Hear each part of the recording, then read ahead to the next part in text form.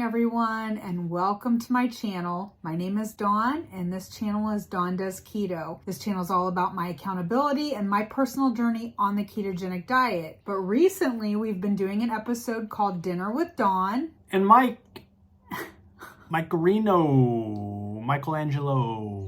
Where we've been reading the book The Case Against Sugar by Gary Taubes while we have a meal, and today is the last day. That's right. If you've been with us the whole time, we have reached the conclusion of the book, and it's very interesting. We're gonna close it up today. We're gonna wrap it up, so I'm excited about that. So we're gonna show you just real quick what we're having: bacon and eggs.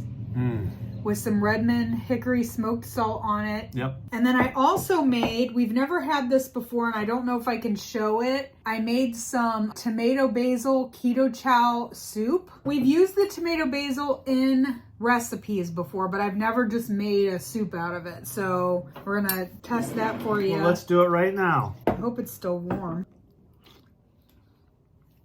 It's not still warm, but it's good. I think it's very good. It's warm, it's not hot. It's lukewarm. Yeah, I gotta eat it before it gets colder. Now I made this with a little bit of heavy cream and just salt, pepper, some onion powder, Italian seasoning, and then I put a little tiny bit of Parmesan. I can see that. And basil on top. That's it, pretty simple. So as I'm eating this meal right here, I'm about 28 or 29 hours fasted. The last thing I had was around 3 o'clock yesterday. That includes my fat coffee, everything. I did an actual fast with just water. So I'm also having a coffee with some chocolate element because I didn't get any electrolytes today because I was fasting. I didn't have any. What are you drinking? I have my daughter's, whatever you call this container. Hydro Flask. Hydro Flask. And it has orange element and the lemonade Ultima. And I used about 3/4 of a bottle of water, and then I used some sparkling water to give it a little bit of fizz. So how is the orange and the lemonade together? Well, I like orange anyway, so it goes good with everything, but I like it. It's very similar to the citrus. I think I'm gonna make us some keto chows for tomorrow to take. What did you have for lunch today? I did not eat lunch today. So you are also fasted? Somewhat, yeah. I guess that's what you call it. What do you mean somewhat? Did you eat anything today? No, but I'm just saying, I wasn't looking at it like I was fasting. I just was so busy today, I didn't really have a chance to eat anything. Well, whether you did it intentionally or not, you're still... Well then, there you have it. Still fasted since dinner last night. So many of you know, Dawn's dad has been making a very, very valiant attempt at the keto lifestyle. Probably one of the last people we ever thought would even consider it. He recently had some blood work done and got his numbers, and he's not taking his insulin, so there's been a lot of progress there. Don't know if he's lost any weight. He doesn't even know if he's lost weight, and I haven't seen him. I'll see him on Sunday. But a friend of mine, who is now a coworker of mine, he and I have been having some very good dialogue lately about the keto lifestyle. And I've been giving him bits and pieces of information about what to avoid and just small things that he can do, because he's doing some things now. He's just not using the right products to do it. When I explained to him, about the oils and things of that nature, he was like, wow, I did not know that. That is amazing. And he's been writing stuff down. So I'm thinking that demonstrating and just having heart-to-heart conversation, that he is on the path, like he's working his way that way. And I think it's great because he does have some health issues that could be greatly affected by the ketogenic lifestyle. So I'm excited about that. Well, we've talked about it before. You can't force this lifestyle on anybody, no matter how much you think they may need it. You can just be an example to them, and then hopefully they'll see the difference and even ask you about it. Rachel says, be the lighthouse, not the foghorn. Yeah, and I think that's true of most things in life. And that's a lesson that I've had to learn, because I always like to be the foghorn. How many eggs do we have? 4.5 each. 4.5? We had 9 eggs. I just used all 9. Well, there's more in there. They were in the tray, so I just used what was in the tray. So you had a busy day today at work? Oh, yeah. To the point you couldn't even eat? Yeah, I mean, it's just one of those days. It's been one of those weeks. I mean, we had a slow week last week, which is rare. I mean, we just don't have slow anything. It's all coming back around now. This week has just ramped up. Every day has been busy. I haven't shipped as much each day, but I did today, and tomorrow is going to be an even bigger day. So my week's going to end on a high note tomorrow. I mean, I had a good day. I obviously went and helped your mom this morning. And then I went and worked for a little while. And here in Northeast Ohio, it was 82 degrees today. So it was beautiful out. That's why I kind of looked like I stuck my finger in a light socket, because I was driving with my windows down today and just enjoying the weather. And around 3 o'clock, I had an appointment to get my nails and my toes done. So I went and did that. And then I went and worked some more until we came home, and I had to read and help with dinner. Mike did most of it. I also had to help with my dad again, but because it was so nice out, put him back in his motorized chair and had him go outside, and he actually took himself all the way around the block. And I'll tell you what. I think that just is good for his spirits too. Everything about it. The sun was beating down on him. He's like, holy cow, I'm cooking out here. And then we got about 3/4 of the way around, just down to the end of the other side of the block, down by, they have a speedway at the end of their block. And he said, I don't know if I can make it any farther. I'm exhausted. I said, look, Dad, all you got to do is cut across speedway, make a left, and you're only a couple doors away. He made it, and he drove himself right up the ramp in the front door. He didn't even need any help. So he's definitely getting the hang of the motorized chair and the controls and how sensitive they are. But no, it was good for him. Definitely good for him. Oh yeah, and while we were on the walk, the early part of the walk, some strange woman pulled up, some DoorDasher pulled up alongside the road and rolled her window down. She was trying to pick me up. I picked up an order at a restaurant that's right by Mike's mom and dad's house, and I knew that they were outside, so I just drove by. My dad waved. Picked up his hand, waved to her, so that was nice. Yeah, and he wanted to keep moving, so he was like, see you later. He didn't want to sit and have a conversation. And Mom went this time for the walk, so she was with us. She didn't change her shoes, though. She wore her slippers. Walked all the way around the block in her slippers. And it's not a small block. When Mike says around the block, it's a pretty decent... Yeah, it's not your typical city block. No. We've had a few comments from people about how they're going to miss. They, really look forward to listening to these when they're doing certain things. I'm like, I'm sorry, but we'll be back in the fall. So just to go ahead and go over all of that again, this is obviously the last night for this book. And then we are taking a break from Dinner with Dawn and Mike for the summer. We're going to still have dinner together. And Maybe. We're probably going to do it every night, but we're just not going to read anything and discuss it. Record it, right. But for the summer, this is a break. We're planning on picking up in the fall. We've gotten some book suggestions, and we've been talking about possibly which one we're going to do. We're thinking kind of maybe like a picture book. We just open it up, and that way we can just show pictures. Oh, you don't think I'm going to let the last Dinner with Dawn and Mike go without any dad humor? Anyway, during the summer, we are obviously still going to be recording videos. We're going to be putting videos out. They just won't be this format or this series. We're not going anywhere. Also want to just touch on again that we have decided to do a small challenge. It depends on how difficult this is for you. For May, we're doing No Way May. And the thought, no way. Yep. And the thought process is to just put the scale away for the month of May and just trust how you're feeling and eating right and just not obsessing over what the scale says, which is easy for him, difficult for me. So we've had some people say that they're going to do that, and the only way I'm going to accomplish this is that he has to actually physically hide the scale from me, because if it's out in the bathroom, even if I say I'm not going to do it, I'll be too tempted to step on it. So that is what we're doing. We will do a weigh-in on May 1st, and then we'll do another weigh-in on May 31st when we get back from our trip. So we're just going to take the month of May to trust the process. That's what we're doing. So obviously we're going to get ready to jump into the epilogue, the last chapter, if you will, of the book. And the title of this chapter is How Little is Still Too Much. And you know what came into my mind when I read that? A song by David Lee Roth called A Little Ain't Enough.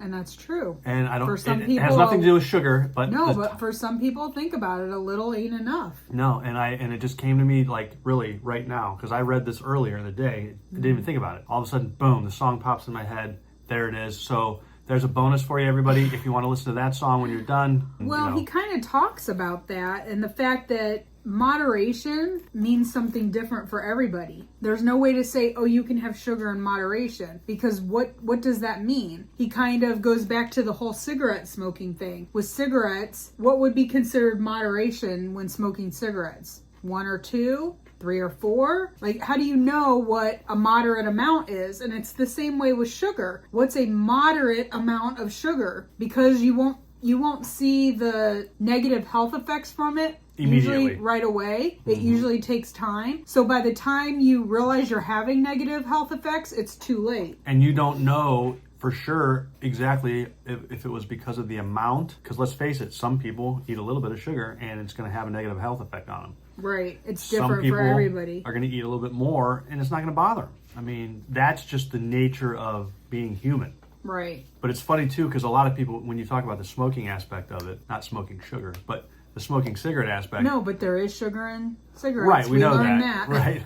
You'll hear people a lot of times say, well, yeah, I'm down to like 3 or 4 a day. So theoretically, that sounds like, okay, so you're cutting back, so you're probably doing yourself good. But if you smoke one, you're not doing anything healthy. It's not healthier to eat, to smoke 3 or 4. So I would have to say, at least in my opinion, sugar's the same way. And to say, you're just going to have a little bit, again, for some people that works. For other people, sugar is an addictive substance.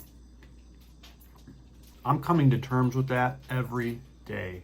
Yeah, and that if that's the struggle case, with sugar. If that's the case, you can't just have a little bit of it. No, and I have found, like, BBB&E, it took a week or so, and then it was out of my system. We don't have it in the house, so if we do have it in the house, I struggle with that. I mean, I don't like Dr. Pepper. I don't like it. I mean, I shouldn't say I don't like it. It's not my preferred drink. I very, very seldom ever drink it. And there's a 20-ounce bottle in the refrigerator. And every time I open the refrigerator, I see that, and I just think to myself... That was a DoorDash thing. I ended up with an extra bottle of soda because we didn't buy it. No, but I'm just saying. But we had it, and I just brought it home and stuck it in the fridge. I thought maybe, Zach or, Mary would drink it, but... And they probably won't. And that's even though, because Mary doesn't drink a lot of pop. Zach drinks a little bit more, but I don't know if he's into Dr. Pepper or not. But the whole thing is, if it's there, the thought process begins. Because I know for me... because you never drank Dr. Pepper, so the fact But I would drink it in a minute because I know what it tastes like, and I know I haven't had it in a long time. And even though I'm keto flexible, some of the time, so I get that little bit of carbonated beverage drink or something, it's still not easy. I mean, I'm finding out every day how much more difficult it is. And, people at work, they're eating junk all the time in front of me, and it's tough. It's not easy. I don't think there is moderation for me. I used to preach that moderation, if you remember. Oh, everything in moderation, right? I said, you can have it if you eat it in moderation, but now not having it for a long period of time and knowing how good I felt reading the book, I mean, clearly that's not the case. And he talks about moderation for the individual, like what, moderation for me or moderation for Mike, but he also talks about moderation as a society and the amount of sugar per capita that we're consuming and how much higher that is than it used to be. Maybe if you went by those numbers, like he was talking about in 1960s. In the 1960s, 70 pounds of sugar per capita was the basic. That was what we as a nation were consuming prior to the epidemic of diabetes and all that. Yeah. And even if we could go back to eating that amount, would that be okay? Yeah, we don't know. I don't think so. He's just saying it's not definitive. Well, and then later in the mid 80s, they came out and kind of redefined that again. They dropped it down to like 42 pounds or something per person. What was safe? They consider that safe. It's not what we're consuming. Okay, right. But still, I mean, that's almost a little more than half of the 70. But I mean, even if you just think about it as a number, that's a ton of sugar. Come on. 42 pounds per person every year is what they consider a safe amount. How do you quantify that? Yeah. How do you make something safe as far as a number? Basically what this chapter is talking about is that you can't define moderation or how much is too much, how much is too little. There's just no way of doing it. It's a slow killer. I mean, let's just be real here for a minute. Sugar is a slow killer. It takes years and years and years, if not decades. We've talked about that. Yeah, you're not going to eat something with sugar in it and wake up the next day and have diabetes. No, but on the flip side, let's also keep in mind that if you are already diabetic and you eat sugar, so yes, it can be deadly instantaneously. I mean, it can take effect very quickly. But in terms of being healthy, causing health effects, and then causing diabetes and or the other health issues that we've discussed in the book. I mean, yeah, it's not going to happen overnight. Yeah, so then he just says at the end of the chapter, it says, ultimately and obviously, the question of how much is too much becomes a personal decision. Just as we all decide as adults what level of alcohol, caffeine, or cigarettes we will ingest. He says, I've argued here that enough evidence exists for us to consider sugar very likely to be a toxic substance, and to make an informed decision about how best to balance the likely risks with the benefits. So yeah, it just boils down to each person. It's your decision after hearing the evidence, what you think. I believe that it's a toxic substance. I believe that it's addictive. I consider it a drug. After reading this book, all of that information, if I was one of the jurors in the courtroom, Sugar would be guilty. Yeah, I agree. Even though he even says basically there's no definitive, there never will be, because unless you have, like he was saying, two groups of people where one group, you split them in half and one group never ever has sugar and the other one eats like basically a standard American diet, and then you can compare them, but sugar will never be absent from our society. Right. So there's no way to do that, and it would have to be done over decades. Right. There's never going to be a definitive answer, but I think it's beyond a reasonable doubt. Oh no, and that's the way it usually turns out. I mean, that's how court cases are decided all the time. It's very seldom that you have like solid, hardcore, definitive evidence that absolutely convicts. You know, it's just not like that. And for some people, fat could still be a scapegoat. That's another thing. If you were in the courtroom, you know, a lot of times they will try to point the finger at somebody else and say, okay, well, there's a chance this person did it, so you can't convict beyond a reasonable doubt because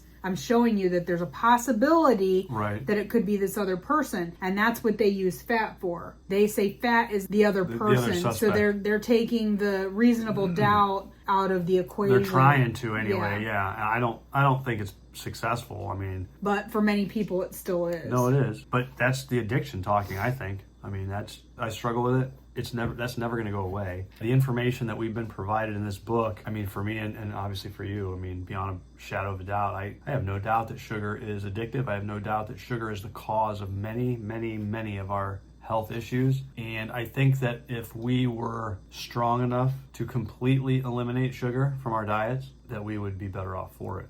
I just don't know that we have that ability because it's that powerful. And we've been doing it for so long. You know, you and I are in our early 50s and we've been eating sugar since we were born. You know, it's not easy to do. And there's some of you out there that will comment that you don't eat sugar at all. Like you've completely cut it out of your life. And for that, I applaud you. I think that's amazing. I try to eat it probably less than he does. I have a very, very occasional off-plan meal. I really don't eat any sweets or desserts or anything that have sugar in it, but more savory foods, you know, that I enjoy, I will occasionally have. Right. But to say that I've completely 100% eliminated it, I can't say that. Yeah. Well, I mean, I know I can't, so yeah. It's tough. So, again, each and every one of us are adults, and we all have to decide what we're going to do. And you saying that just reminds me of the whole idea about what is sustainable.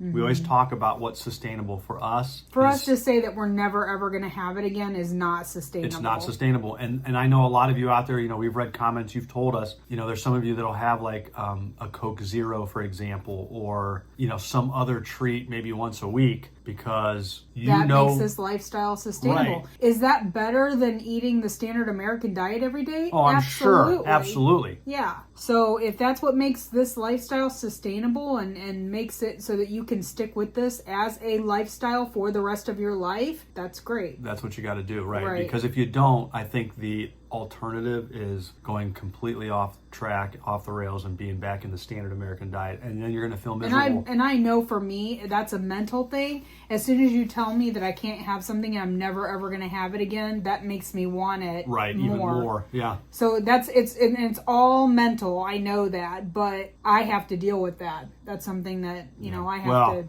I got to deal with it too. So I think I don't want to say it's a wrap again. I ain't going to use the same joke twice. I mean, come on. You use the same jokes all the Hardly always. We really just want to thank you all again for coming along in this series, listening to our discussions about the book, some of you reading the book with us, commenting, leaving comments down below. It has just been awesome that you guys have participated as much as you have, and we've truly enjoyed it. Absolutely. I just like that we found this little niche that people enjoy. You know, reading is a good thing because that's how you get information, that's how you learn things and get perspective. And I think this has been good for us too, because we would have never read this book on our own. I know, and I said that in one of the comments. It's like, this has made us take the time to read. We read Dr. Berry's book, we read this book. Had we not started this, we wouldn't have read anything. No. We just wouldn't have made the time for it because we are very busy. Right. Even getting this in some days was a true struggle. A challenge, sure. But it forced us to do it, and we got through it, and I feel glad that we did. Oh, yeah. We look because forward now to... that I know there is sugar in cigarettes, I don't know. I will not be surprised by anything now, because that threw me for a loop. Yeah, that was definitely a kernel of knowledge that we did not have prior to reading this book. Yeah. So thanks again, everyone, for being here. We're going to go ahead and end on that. And if you like this video, please give it a big thumbs up. Subscribe to our channel if you haven't already done that, and hit that bell notification button. That way, when we do upload our next video, you will be alerted to it. We'll see you guys in the next one. Thank you. Bye.